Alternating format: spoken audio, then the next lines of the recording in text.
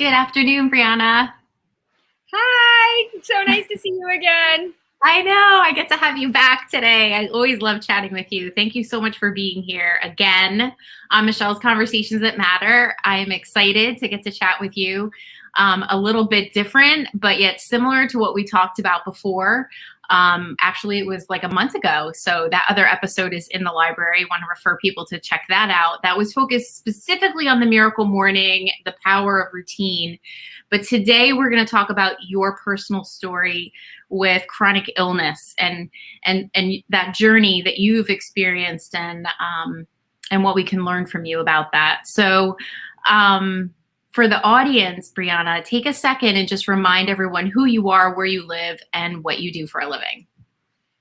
Oh my gosh, who am I? Well, at my core, I try to show up by doing all the good I can, in all the ways I can, at all the times I can, for all the beings I can, as often as I can. And I live in Texas. I'm also kind of location independent, so I live in many different places, but Texas being the place I'm currently residing. And what do I do professionally?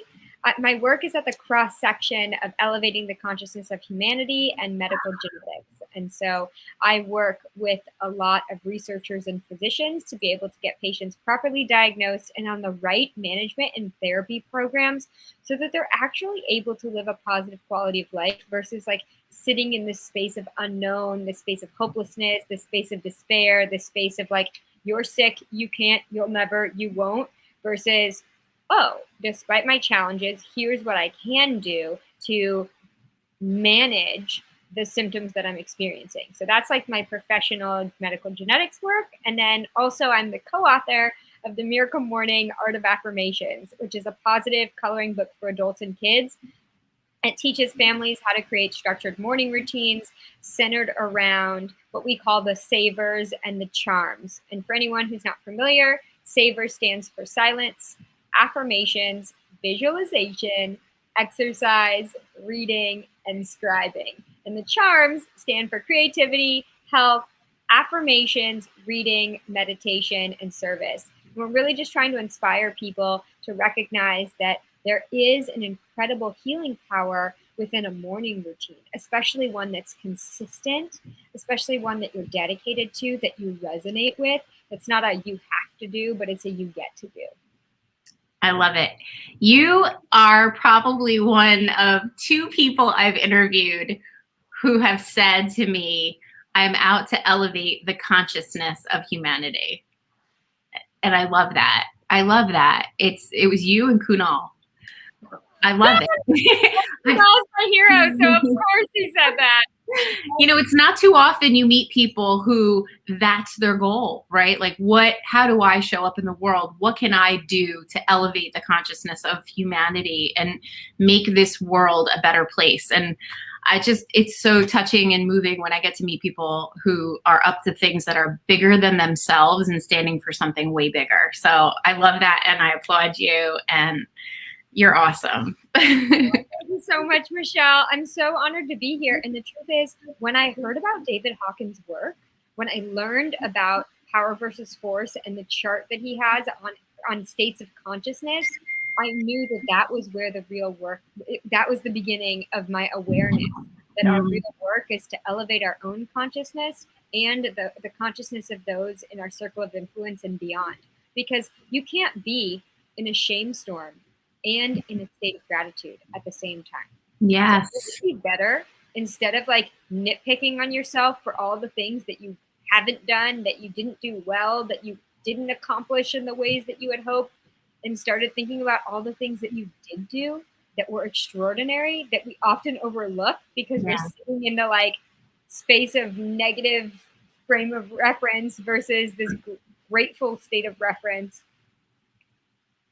People need to understand your story because someone like yourself, given what you have been through, given the chronic illness that you've had to navigate, so the average person would say you have every right to be angry and be resigned. But I think it starts, share with us your backstory and help people understand what you've navigated and then maybe, how you've navigated it. I do have every right to be angry and resign. However, I also have every opportunity to be resilient and grateful. And when I think about all the things that I can do, despite what I can't do today, some woman on Clubhouse who's a Paralympic gold medalist who's wheelchair bound was sharing about how she met someone who he asked, her first day in the hospital, he asked her to scratch his nose because he couldn't raise his arm to scratch his own nose. And in that moment, she dropped into this attitude of gratitude, despite all the things that she had just lost, and started saying, oh my gosh, I'm so grateful I can move my arm. I'm so grateful I can scratch my nose and his nose. And so when I think about my own story, I grew up super challenged. I'm not always able to walk, talk, see, hear, and breathe. I try to do as many of those as possible altogether as often as possible. That's really kind of the name of the game the last 13 years. It's like, what are the things that are going to serve me so that I can show up for life versus sit on the sidelines? And if my childhood was riddled with you can'ts, you won'ts, you'll nevers, doctors, shots, pills, assistive devices, hospitals, IVs, a lot of complications. We don't know. Let me send you to another specialist. So many doctor's appointments, so many unknowns, and none of them actually prescribed anything that changed the trajectory of my life for the better. They were like, well, I think you need this surgery. I think you need this MRI. I think you need this blood draw. I cannot tell you how many times someone has taken my blood and so many vials of it to come back and say, oh, I think you need this drug. And that drug didn't do the things that, it claimed it could. And so I started really looking for what was possible for my future despite what I'd been experiencing for so long. And once I lost the ability to walk and then regained the ability to walk, I recognized that there was so much more out there in terms of my positive mindset, because at that point I was definitely in a negative mindset, like, oh my gosh, I can't, I won't. Look at all the people who are achieving certain things. I had left school because I had lost the ability to walk. And so, I just felt for a long time like I was missing out. I was never on the sports team, never picked for any of these things. Kids were super cruel. And so it just, the compound effect on my mental well-being as a result of my physically debilitating situation was a lot for me to handle, was a lot for my parents to handle. And there was nobody who was saying, like, there are practices out there that can help you with your physical and mental well-being. And so when I realized that that was actually like a mostly free, readily available, like huge plethora of a category of goodness, I was blown away. I was a little bit upset that these rituals and habits weren't shared with me at a younger age, and I was so curious. I was curious about, like, what would happen if I started sitting in silence, or if I woke up each morning in bed and said, I'm grateful that I just woke up. And from there it snowballed into one positive ritual, into another. And as I said before in our previous conversation, how Elrod really inspired me by saying, what if you woke up differently than you normally do, and that changed the way that you experience life?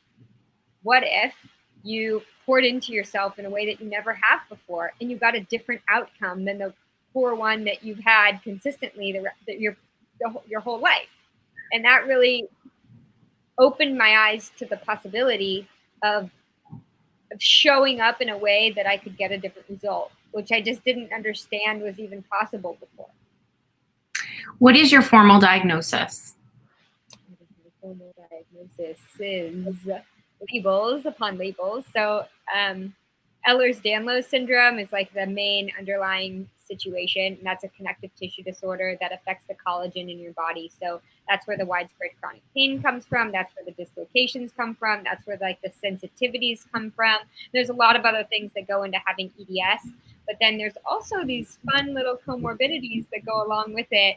So there's something called mast cell activation syndrome, and that's like, I just tell people I'm allergic to myself. So if you hug me, I'll break out in hives. Or like, if my elbow is on my leg for too long, I get this red, blotchy, hivey situation.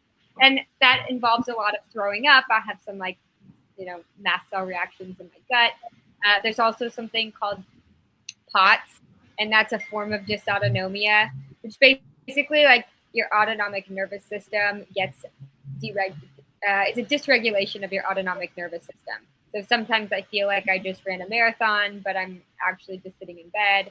Sometimes I feel really uncomfortable and I, will like stand up and almost faint. And with that, there's so many different tools out there to regulate your autonomic nervous system. There's so many things that I've learned that I can incorporate in order to like stop reactions. Like I sleep with a blanket, so I touch my face because I'll wake up all hivey. So I like have a little blanket next to me. And there's just like a lot of little hacks that once I understood what I was experiencing, once I really had like the important labels for what, why these symptoms were so widespread, then it kind of changed the whole game for me in terms of researching what was working within what people, like what I experienced and what was working from all the other people that had the same thing. And that was just a game changer to be able to find people that experienced certain things that were similar to mine or the same things to mine, and then to crowdsource what actually was helping versus like just complain together. Brianna, I do this series for 3 reasons. I am out to either educate people, inspire people, or empower people. And I think the reason why I was really interested in wanting to have you back on to talk about your chronic illness and how you've been able to in the face of a chronic illness be able to thrive. I wanted people to see your story and get empowered, because there's a lot of people in this world who have been diagnosed with something that they're unhappy about. They're resigned about a chronic illness that they just no longer know how to manage. They feel like it's like a kiss of death or some type of a sentence. And I know these people and I feel for them, but talk to us about how mindset plays into a chronic illness diagnosis initially. Thank you so much, Michelle, because I also know these people and I used to be one of these people. For me, there's no way that I can snap my fingers and make the challenges that I experience go away. And also, it's progressive, it's genetic. So not only do I experience these things, but so does my mom. And because she's, double my age, she experiences them significantly more intensely than I do at this point, which is kind of an interesting one, because when I was born, the things that she was experiencing in her 20s, I was kind of born experiencing. The things that she was experiencing in her 30s, I was experiencing at 10. But now, because it's progressive, I can see her experiencing a lot of the things that I was experiencing when I was like in my teens or 20s now, and pretty intensely, because she doesn't have all of the same discipline and rituals and habits, because she is kind of resigned to know that there's nothing that she can do to necessarily wave a magic wand and make these symptoms go away. And that the truth is that we have to put in the work if we want to change our experience. And that's really where a lot of people get hung up, because we're told that if you go to the doctor, if they give you medication, it's going to be able to change everything. But that's just not true. And so it's really up to us to make the decision to say, okay, how do I feel?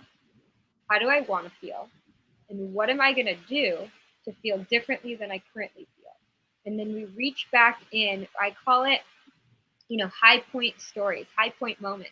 I reach back into my past and I ask myself, when have I had this experience or something similar? And what worked to shorten the duration of the symptom? And so if I'm having a POTS episode, will electrolytes work? So then I ask myself, where's my straw? Where are my electrolytes? Where's my banana? Do I need a salt tablet? And so when I ask myself these questions surrounding what's worked in the past for me and for somebody else, then in that moment of weakness, in the most challenging of times, we can shift our mindset from, oh my gosh, why is this happening? Poor me. Let me stay in bed until I sleep it off, which is like many hours later. And then you've caused some other situation, some kind of body fatigue or dehydration or other situation to spiral out of control, because that's what happens when we kind of give ourselves some slack when we're actually really needing the most support. And support might mean taking a deep breath. It might mean asking yourself, what's possible right now? It might mean, getting out of bed and just taking a few steps. Sometimes I can only take 5 or 6 steps before I sit down because I'm going to faint. That's okay. But 5 or 6 steps is way better than no steps. And then if I can pick myself back up and take 5 more steps, that shows me that I can build that resiliency muscle. And so, yes, there's the opportunity to sit in a space and say, I don't know why this is happening. I wish things were different. I don't want to be like, I want to be like all the other people in my classroom, all my co-workers, my community. Or what can I learn from this experience? And what do I need to apply right now from a mental standpoint in order to propel me into action? A lot of the time, I have to have a conversation in my own head before I'm able to do something. I'm going to tell you that some behind the scenes. This is a crazy story. So the other day, as you know, I run this daily clubhouse room, and at the end, I started feeling super sick, and I do have this spontaneous throwing up situation. It just happens. And I said something to someone. I was like, hey, I'm not feeling well. And right then I knew I was about to throw up. And so I ran to the bathroom. I was on mute and I started throwing up. And then I wasn't able to listen, throw up, and text at the same time. So I couldn't tell all these other moderators that I was not well. And they were like, and back to you, Bree. And and as I heard that, I was like, oh my gosh, Brianna, this is your moment. This is what you talk about. Yeah. What can you do despite what you can't do? And I cleared my throat. I took a deep breath. I unmuted. I had heard exactly what the person said. I responded. I affirmed it. And then I kicked it to someone else. And in that moment, I thought, oh my gosh, look how far I've come. 10 years ago, when I threw up, I would have let the whole day go. Oh my gosh, I've just hurt my body. It's like a lot of things go on when I'm expelling what doesn't serve me. And even 5 years ago, it would have taken me a lot longer to bounce back. And then 2 years ago would have still, I bounced back quicker, but still, there were moments. And then just the other day, I was able to, within a moment, bounce back because I had a conversation with myself and said, despite what you can't do, what can you do? Yeah. And that's really where it's all about, like having that as the number one thing that you ask yourself on a daily basis, on an hourly basis, on a minute-to-minute basis, depending upon what episode happens, how often you get knocked down. In this moment, what can I do to serve myself at the highest level so I can serve others at the highest level? And the answers are going to blow your mind. Yeah. And they might be super simple. I need to think about something I'm grateful for. I need to get some water. I need to take myself outside. I need to take a deep breath, whatever it is. But there's a lot that goes into mindset shifts, and it starts with you just asking yourself, what can I do in this moment? I love it. I love it. And this is sort of similar, but not really. I don't experience what you experience, but I was. We all experience the same things. It's just with different words. That's really what it's all about. We all have that same level of challenge in different experiences. So I was doing a meditation, a guided meditation this morning, and I was listening to this woman. Have you heard of Sarah Blondin? Hmm. She's amazing. I mean, she's amazing. She's on Insight Timer, and I listened to her. My coach actually recommended her, and her voice is mesmerizing. So I was listening to her meditation this morning. It was a talk followed by a meditation, and the talk was about fear, and it was about when fear shows up for us, what do we technically tend to do with fear is like push it aside, fight with it, resist it, maybe try to ignore it. I don't know, all these things. And instead, she challenged us all to look at fear and ask it, what are you here to show me? What are you here? What are you here to do for me? How is this experience going to make me better? And it reminds me of the book by Byron Katie, Loving What Is, right? Like loving, like disagreement in the reality does not change the reality. So in your case, disagreement that you were getting sick or being resigned about the fact that you were getting sick doesn't change the situation. So there's something really powerful about learning how to dance with whatever is being served up to you, you know? That is what we call equanimity. The Oh, dance, not attaching a feeling or an emotion or a label to what's happening, but yeah. just being able to be in flow with what is coming, the push and the pull, acceptance of the push and the pull. That is the definition of equanimity. And it actually took me probably 10 years of mindfulness practice before I actually, like, I would ask all the time, like, what is this equanimity? No, but I'm angry about the thing. No, Yeah. but Oh, yeah.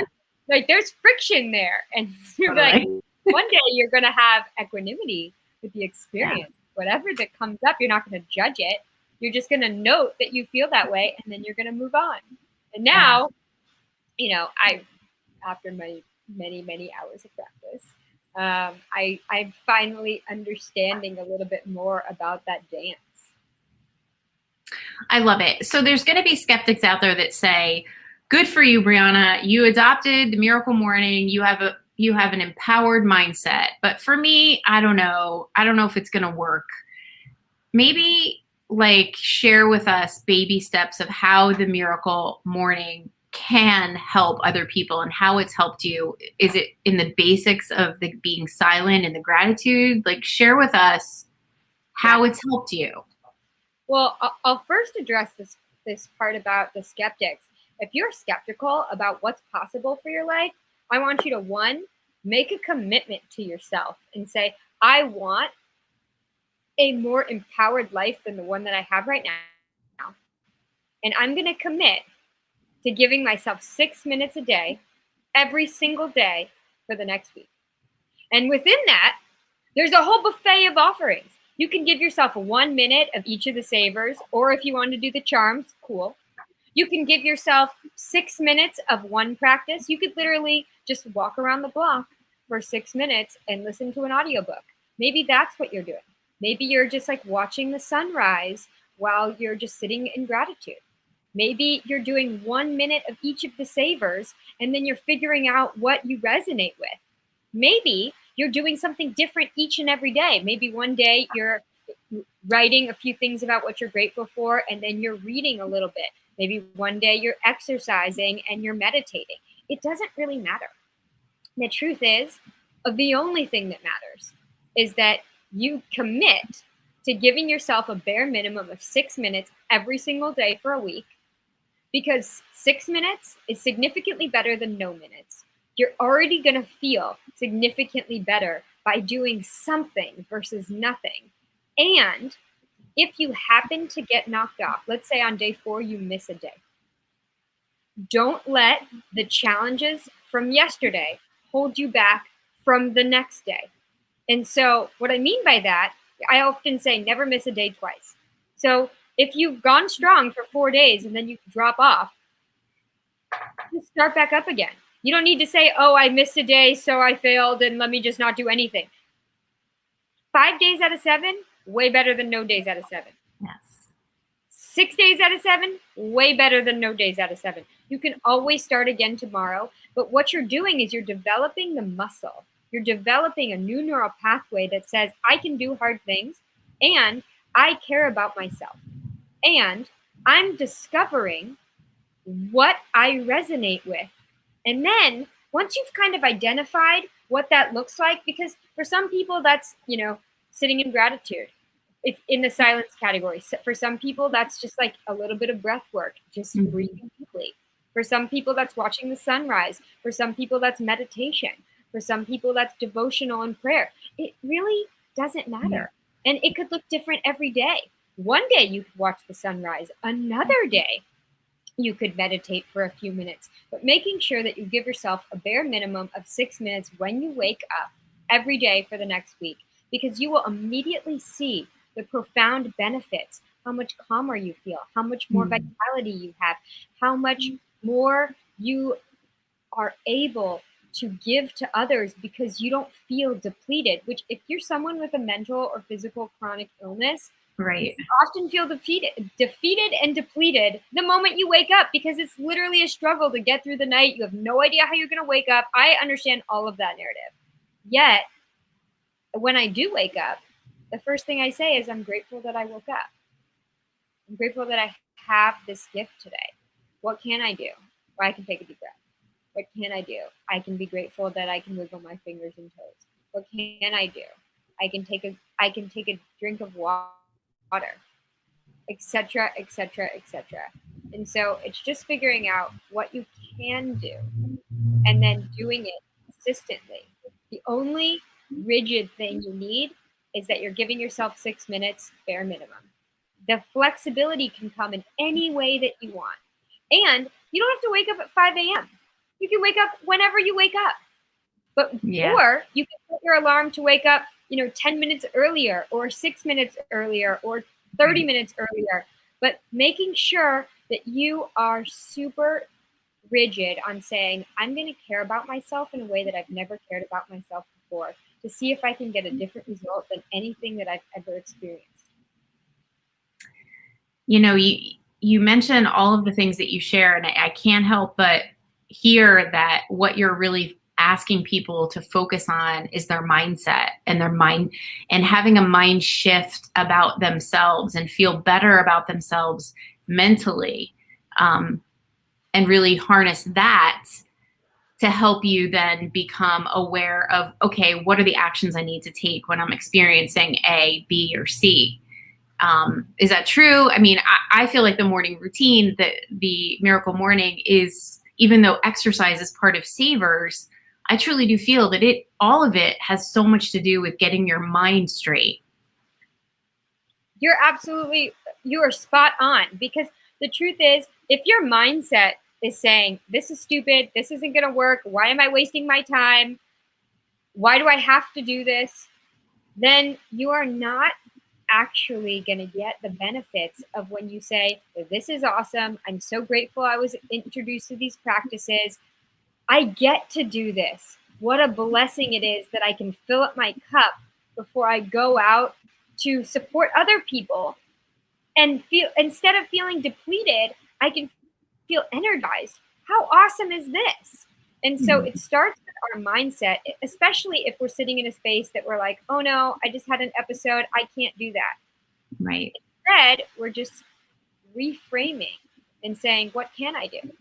And a lot of the time I'll have a plan, like, oh, I really want to get up and I want to do a power workout and I want to do all my physical therapy. And then I have a really serious episode and I'm like up half the night, breathing in pain and just like a lot of problems. And then I'll say to myself, you know what? The moment I wake up, I say to myself, what is it that's going to serve me at the highest level right now? And sometimes that's just a little stretching.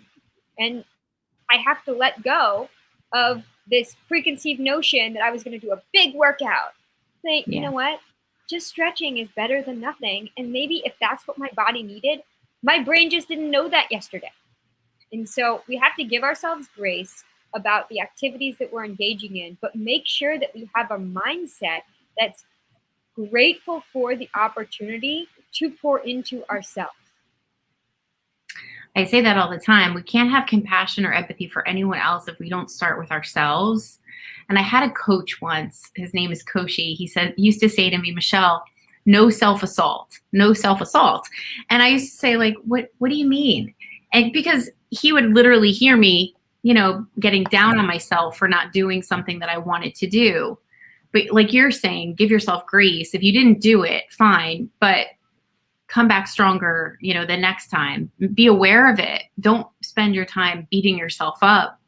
Just try again. Give yourself the grace to try again. I have, like, looking around, I have an affirmation that I absolutely love in these moments. And it's,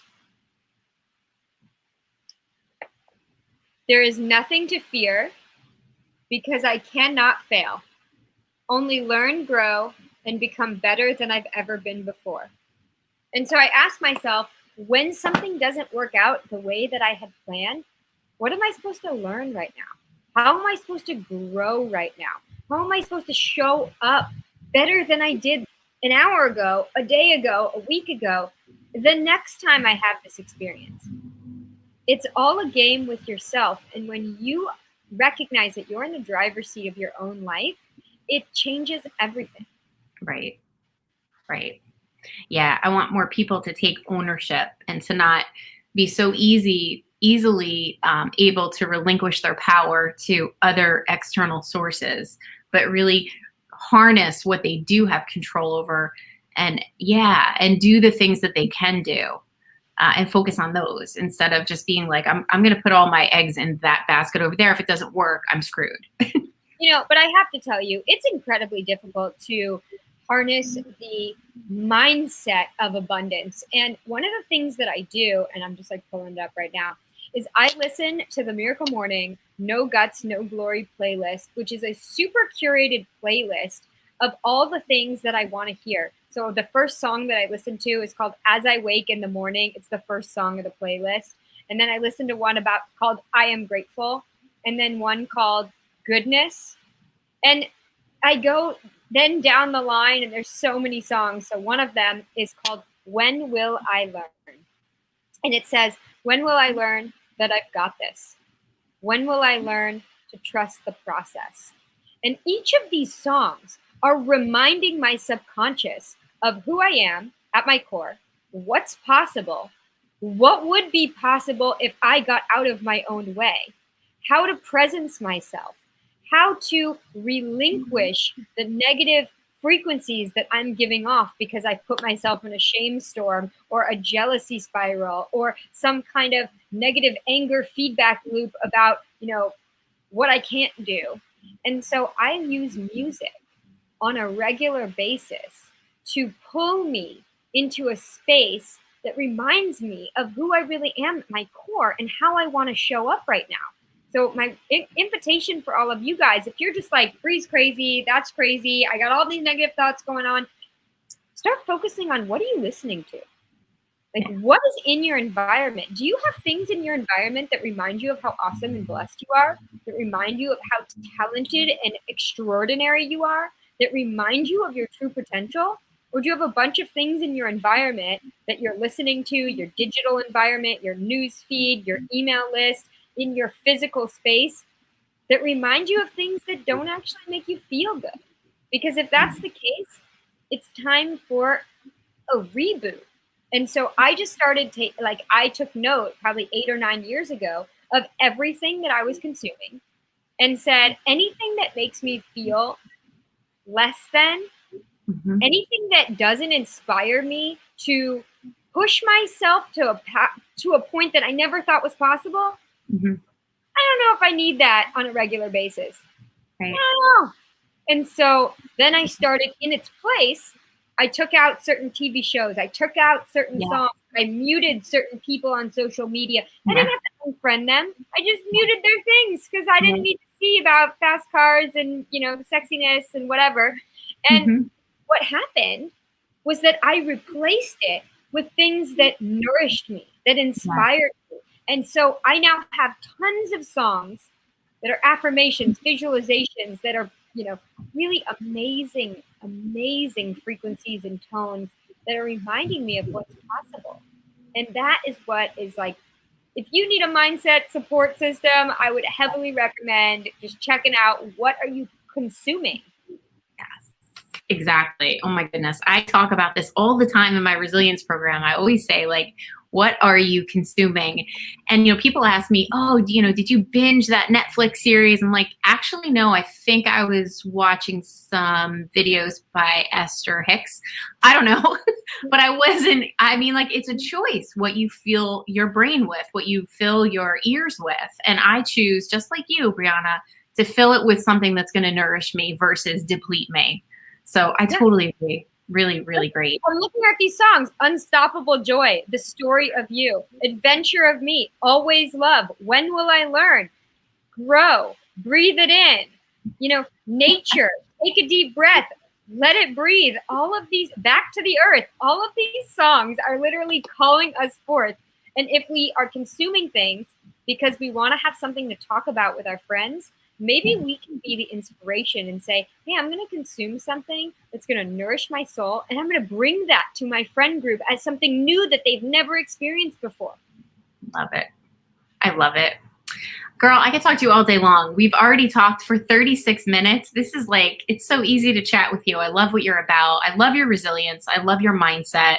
I hope that people watching who struggle with some type of physical ailment that's chronic, that they have just been feeling, drained about, get some nuggets of wisdom from you and some inspiration and actions that they can take. Do you have any final words or thoughts or anything that you want to leave the audience with today, Brianna? Yeah, keep shining because the world needs your light.